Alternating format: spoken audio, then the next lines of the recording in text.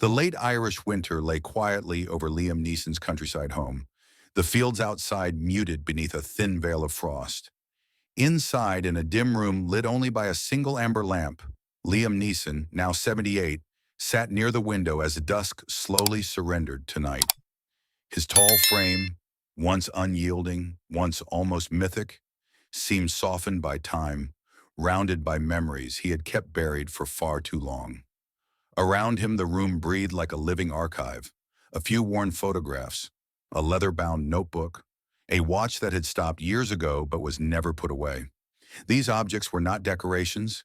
They were fragments of a life lived between light and shadow, applause and silence, love and loss. He held one photograph between his fingers for a long moment before setting it down with great care, as though the image still carried a weight he was afraid to disturb.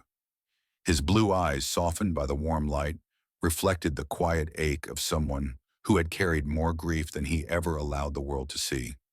For decades, Liam Neeson had been the embodiment of strength, the man who ran into danger, who saved others, who endured. But behind that iconic facade lived a heart marked by absences, betrayals, and memories that refused to fade. Then, with a breath that trembled ever so slightly, he spoke, not to the room, but to the silence that had followed him for years. There are 5 faces I still can't forget. No bitterness, no accusation, only truth. Raw, unpolished, inevitable.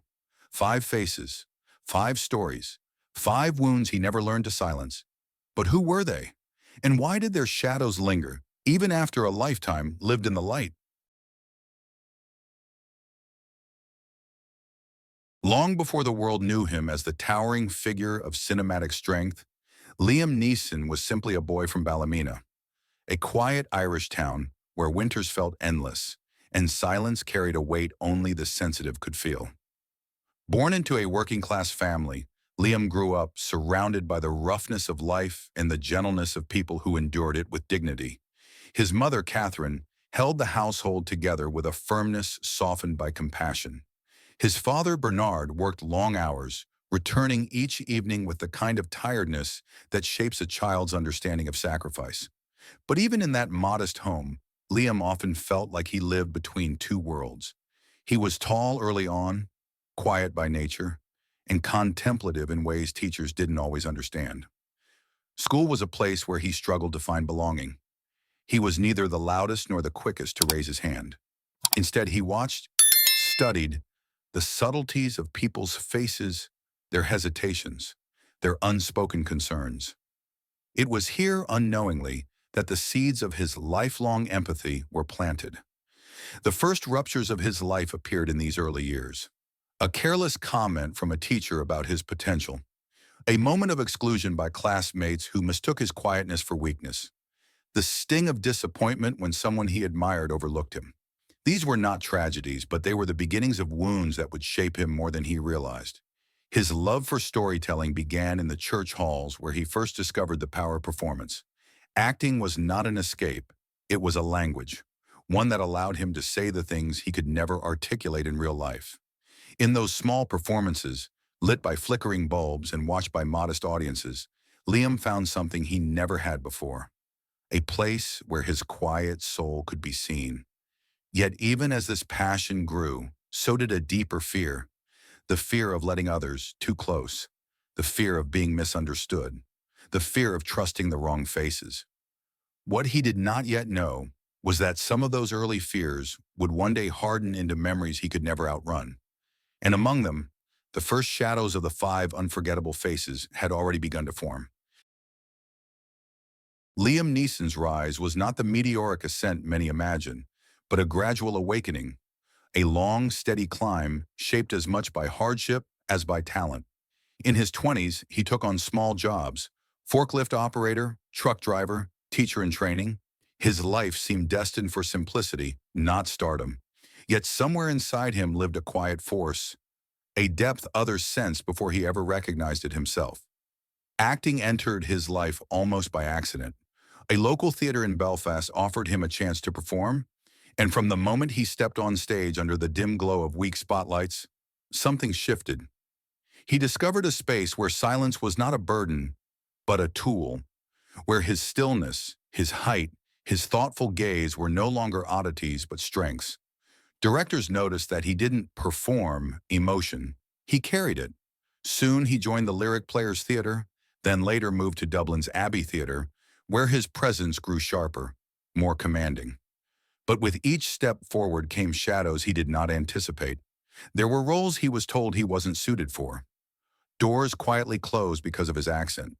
Auditions where praise felt tinged with condescension. Liam learned early that talent didn't guarantee opportunity, resilience did.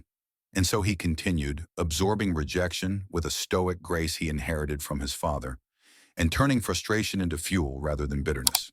His breakthrough arrived when filmmakers finally saw what theater audiences already knew: his capacity to carry grief, resolve, and vulnerability in a single, silent moment. Films like Excalibur, The Mission, and Suspect revealed his depth, but it was Schindler's List that transformed him into a global icon. Yet the world never saw the internal cost of that transformation: the pressure, the expectations, the emotional weight of roles that demanded he excavate pain from places he preferred not to revisit. And behind every achievement, old wounds stirred, words spoken long ago, relationships fractured by distance, trust broken in unexpected places. Fame amplified it all, sharpening the echoes of the faces he once tried to forget. His rise was luminous on the outside, but inside it awakened the old fractures he had carried since childhood. The applause grew, the world watched. But in the quiet after each performance, the same five faces waited in the corners of his memory, unchanged, unresolved, unforgettable. They had shaped him long before the world celebrated him. And now, in the height of his success, their shadows began to return. The ruptures in Liam Neeson's life did not arrive with sudden violence. They formed slowly, the way thin cracks appear inside old stone, barely visible at first, then widening until they could no longer be ignored. To the world, Liam was unbreakable, the stoic giant, the man carved from quiet strength. But those who looked closely enough would see that his calm carried the weight of wounds he had spent a lifetime absorbing in silence. The first rupture came early in his career, from someone he admired deeply, a mentor whose approval had once meant more to Liam than applause itself. At first, this man championed him, shaping his confidence when it was still fragile. But admiration slowly curdled into something else. He began undermining Liam's instincts, dismissing choices that came from genuine emotion, and framing his intensity as a flaw rather than a gift. The betrayal was subtle, almost polite, yet it left a fracture Liam carried for decades.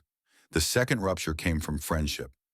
Liam had always given his loyalty quietly but completely. And there was one friend who had walked beside him through struggle, poverty, early auditions, and countless disappointments. But when Liam's star began to rise, the warmth shifted.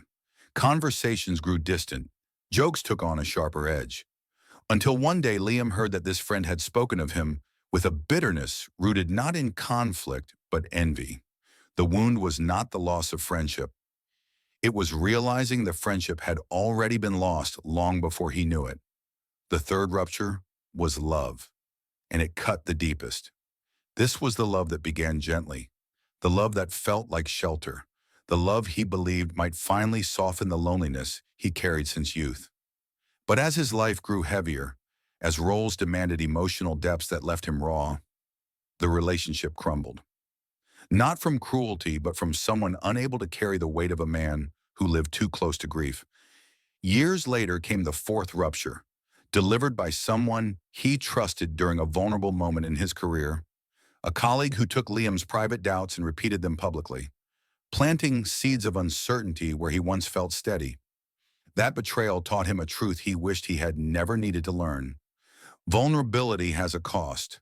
These ruptures did not shatter him, but they shaped him, and from their shadows the five unforgettable faces began to form. Sharper, clearer, impossible to outrun.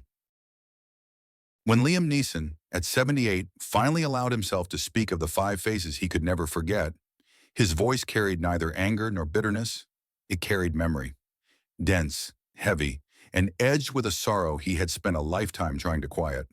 These faces were not villains. They were simply human beings whose presence, absence, or silence had carved themselves into him in ways he never fully healed from. These faces, he whispered, followed me long before the world ever knew my name. And slowly, one by one, they returned. The teacher who silenced his confidence. In his early years, before theater, before film, before the world ever applauded him, Liam admired a teacher whose approval meant everything. This man had command, respect, charisma, all the things young Liam believed he lacked. For a time, the teacher encouraged him, even praised his potential. But admiration becomes dangerous when it is uneven. One day, in front of the class, the teacher dismissed Liam's work with a sharpness that felt almost intentional. His quietness, his sensitivity, his reflective nature, all qualities that would one day make him extraordinary, were reduced to weaknesses. Liam never forgot the smirk, the tone, the words spoken so casually they might as well have been truth. He made me doubt myself, Liam recalled, and self-doubt, it stays longer than any insult. The friend who chose, resentment over loyalty. There had once been a friend, a brother in everything but blood. They grew up together in the same streets, endured the same hardships, dreamed the same dreams.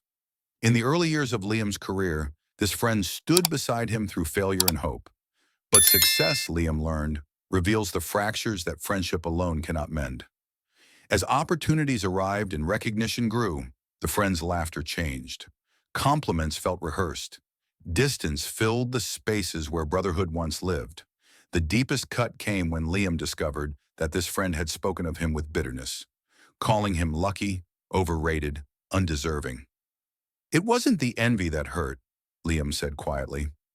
It was realizing I'd held on long after he had let go. The love who left when he needed her most. This was the face Liam struggled to speak of, the face that belonged to a woman he had loved with a sincerity that surprised even him. Their connection was quiet but profound, built on gentle mornings, long conversations, and moments that felt like shelter. But depth can be frightening, and Liam's heart, vast, heavy, shaped by loss, proved too much for her. She slowly withdrew, not out of cruelty but fear. Fear of his emotional weight. Fear of not being able to hold him. Her leaving was not a dramatic exit. It was a soft fading, the kind that hurts more than a storm. To this day, he said, I don't blame her, but I cannot forget the emptiness she left behind. The colleague who exposed his vulnerability. Liam had always been guarded about his private struggles, but once, during a difficult period in his career, he confided in a colleague he trusted, speaking honestly about fear, exhaustion, and doubt. That trust was broken weeks later when the colleague repeated Liam's private pain publicly, wrapping it in a tone of false concern. It was a betrayal that stripped him of safety, leaving him exposed in an industry where vulnerability can be a weapon. You expect betrayal from enemies, he reflected, not from someone who smiled with you an hour earlier. Himself, the face he never escaped. And then came the fifth face, the hardest, the one he avoided naming until the room fell completely silent. The last one, he whispered, is me. Not the actor, not the giant of the screen, not the man audiences believed had no fear, but the boy from Ballymena who never believed he was enough. The young man who carried guilt for things he could not control. The adult who punished himself for every failure, real or perceived. The grieving husband who blamed himself for not being able to save the woman he loved most. I have forgiven others, he said, more easily than I have forgiven myself. For Liam, the deepest wound was the belief that he should have been stronger, kinder, wiser, that he should have been able to hold together all the pieces that life fractured. And yet, as he spoke his own name, there was something new in his voice. Not absolution, but understanding. A gentleness he had never allowed himself. These five faces, he murmured, shaped me, not through what they took, but through what they forced me to become. Night settled softly around Liam Neeson's home, wrapping itself in the hushed stillness that only winter can bring. The amber lamp beside him cast a warm, trembling glow across his face, revealing not the hardened strength of the characters he had played, but the quiet vulnerability of a man who had finally opened the doors he kept locked for decades. Speaking the five faces aloud had not broken him. It had unburdened him, gently, painfully, necessarily. For years, the world saw him as unshakable, a mountain of resolve, a figure carved from endurance. But beneath that legend lived a man shaped by loss, disappointment, fractured loyalties, and the echo of choices he wished he could rewrite. Those five faces were not simply people. They were turning points, moments, crossroads that changed the direction of his life in ways he never fully understood until now. The teacher who made him question his worth, the friend who let resentment replace brotherhood, the love who left when he needed shelter, the colleague who twisted his vulnerability, and the version of himself he spent a lifetime trying to outrun. Each had carved a scar, each had left a lesson, each had shaped the tenderness behind his strength, the tenderness few ever saw.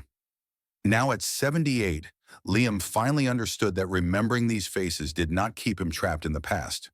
It reminded him of how far he had come. He leaned back in his chair, letting the silence settle around him like a final exhale. And in that silence, two questions lingered. Soft, haunting, honest. What parts of our story begin to heal only when we dare to speak them aloud? And who might we finally become when we stop carrying the weight that was never meant to be ours?